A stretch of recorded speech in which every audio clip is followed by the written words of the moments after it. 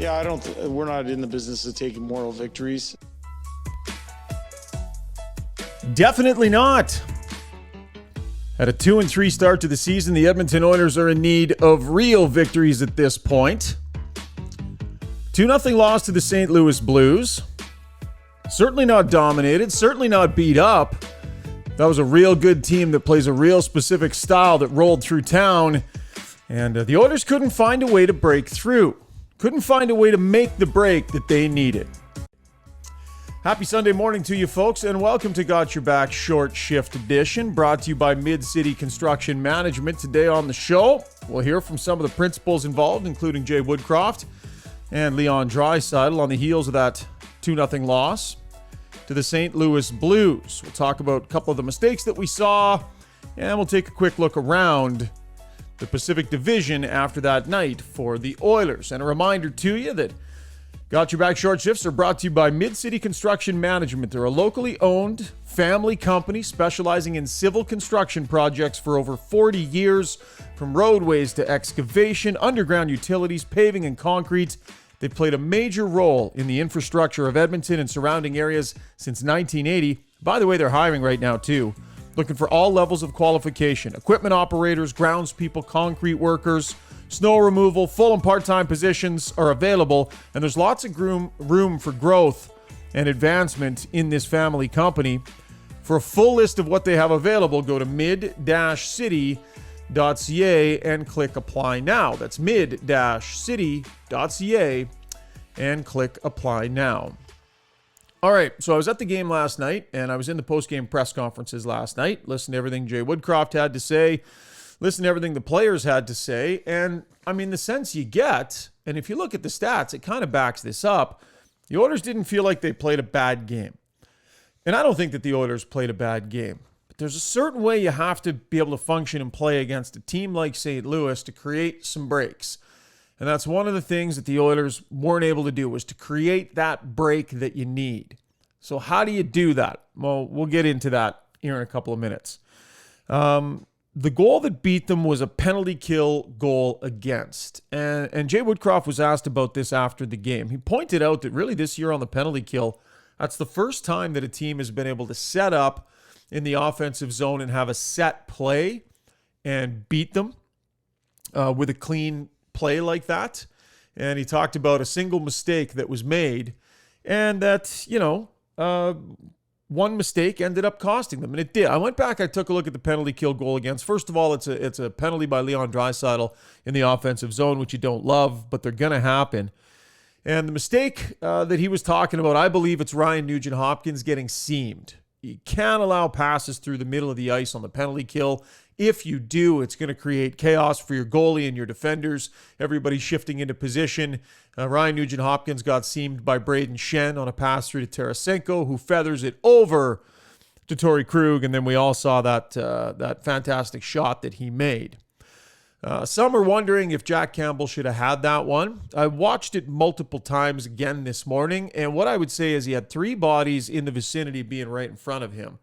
And when the pass goes across ice, you can see him he sets himself in the middle, and Brett Kulak's in front of him. He chooses to peek around Kulak to the right. The shot came past Kulak to the left. So as he tried to shift back, it was too late. It was a really nice shot, and he got beat. I'm not going to hang that one on Jack Campbell, though, because I do believe that in that situation, he was definitely screened. All right, I want to hear from the head coach again, a little bit more detail and nuance as to what he thought went wrong or how he feels his team did. So we will go to the Weiss Johnson sound box. And remember, it's a great time of year to look into a furnace for the garage with winter pretty much here, or quickly on its way. If you want to let the family get into a nice toasty warm car, give them a shout. And they've got some end-of-season air conditioners at 15% off right now as well. So visit the showroom at 5803 Roper Road, or give them a shout, 463-3096. That is Weiss Johnson. So we'll go to the Weiss Johnson soundbox here, and we'll hear from the head coach, Jay Woodcroft, about what they gave up against the Blues. We held them to the low 20s in shots today. 5-on-5, it was a 0-0 hockey game. We made some mistakes with the puck, and certainly the penalty kill goal against we'd like to have back, but that's a tight tight checking game, and we had our chances. We didn't capitalize. They capitalized on theirs. Yep, they did. They capitalized on their chance. And by the way, they had some fantastic scoring opportunities, the St. Louis Blues, in this game. So let's discuss Jack Campbell here really quick. So we talked about the goal and whether or not I felt he was screened. There were a couple grade A chances by one of their best goal scorers in Jordan Kyrou, and interestingly, both came off of mistakes from Brett Kulak. So there was the one that was just a terrible turnover, basically just handed it over, and Campbell had to make a fantastic pad save. Split second, boom, threw out the pad. That was one of the best saves of the night. Then the other one, unfortunately for Kulak, the exact same spot on the ice this happened last time. He blows a tire, ends up going over backwards, and Kyrou in alone, and Jack Campbell bailed him out there. So a couple of huge saves from Jack Campbell, stopped at 21 of the 22 he'd have been in net for. And a good night for Jack Campbell, quite frankly. He did his job and gave his team a chance to win. In the big picture, you dig into some of the deeper stats on this game, and I'm looking at Natural Stat Trick here. 18 to 21, the shots at even strength in favor of the Oilers. Scoring chances for and against, although sometimes it can be a little bit sketchy on this site, but 21-18 are the scoring chances for and against. The high danger chances, 8-7 at evens for the Oilers. So, listen, carried a large portion of the play. Even the shot attempts, 58-41 overall. The Blues had 25 blocked shots. Like, Darnell Nurse played 26 minutes in that game. 5 of his shots were blocked. And on a night where the Blues blocked 25, the Oilers ended up blocking 8 shots. So, no lack of want to get the puck on the net.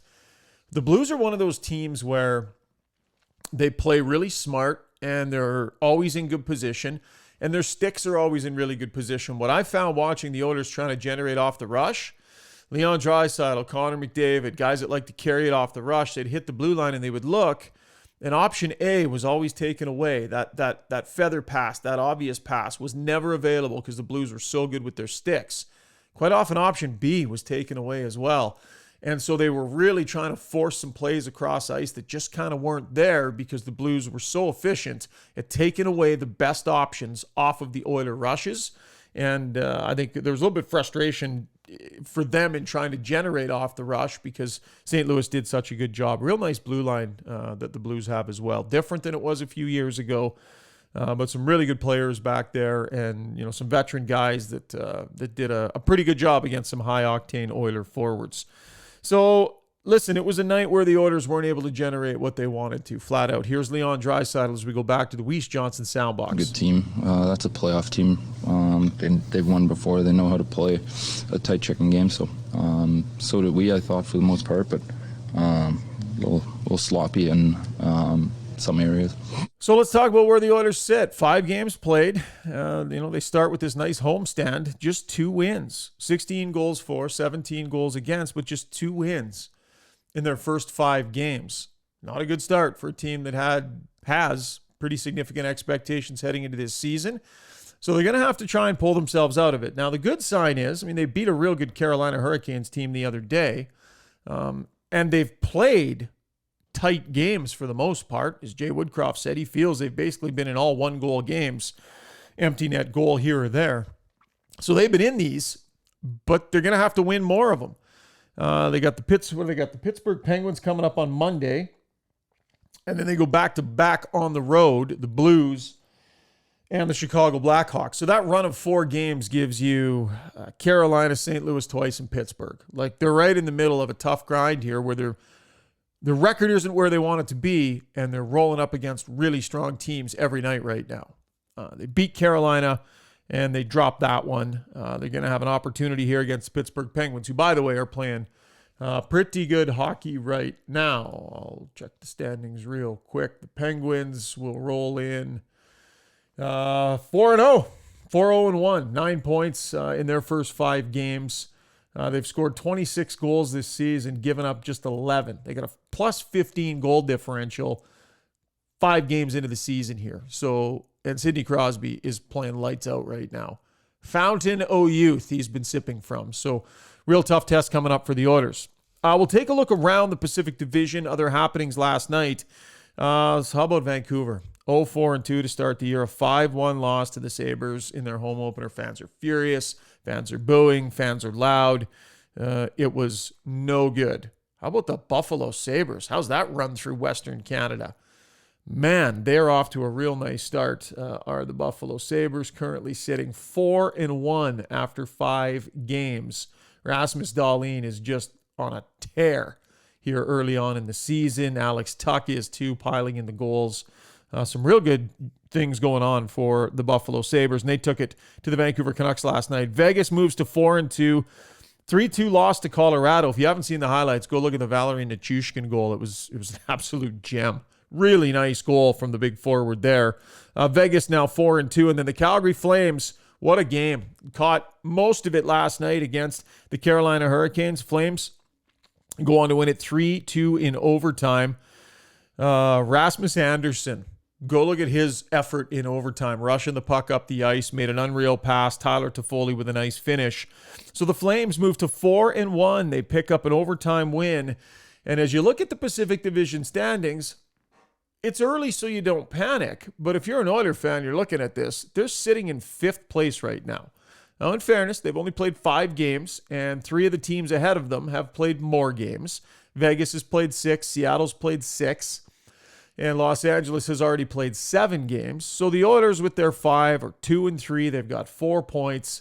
The Calgary Flames 4-1, sitting at 8. Vegas 4-2, also sitting at 8, though they have played 1 more game. So, like I said, it's not panic time, but 5th place in the Pacific Division 5 games into the season is clearly not where the Edmonton Oilers wanted to be. And they are going to have to pull up their socks, and they're going to have to find a way to grind through some of these tough, tight games against real good opponents. And that's what the St. Louis Blues were. That's what the Pittsburgh Penguins are going to be here on Monday. Sidney Crosby and the Penguins, that's going to be a really fun one.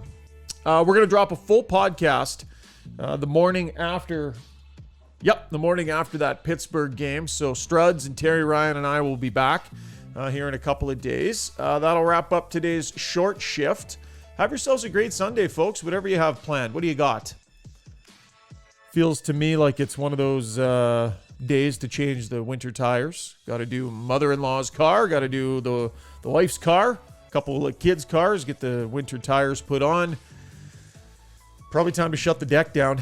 Put away all the patio furniture. It's that time. We had a nice run, but she's over now. The winter is a-coming. That's okay, because we can all throw ourselves into lots of hockey. Lots of great hockey, and Monday is going to be a lot of fun. So we'll check in with you on Tuesday morning, folks. Thanks for your downloads and your subscriptions. Hey, go throw us a review on iTunes. Why not? We appreciate that. And we'll chat with you on Tuesday morning. Cheers.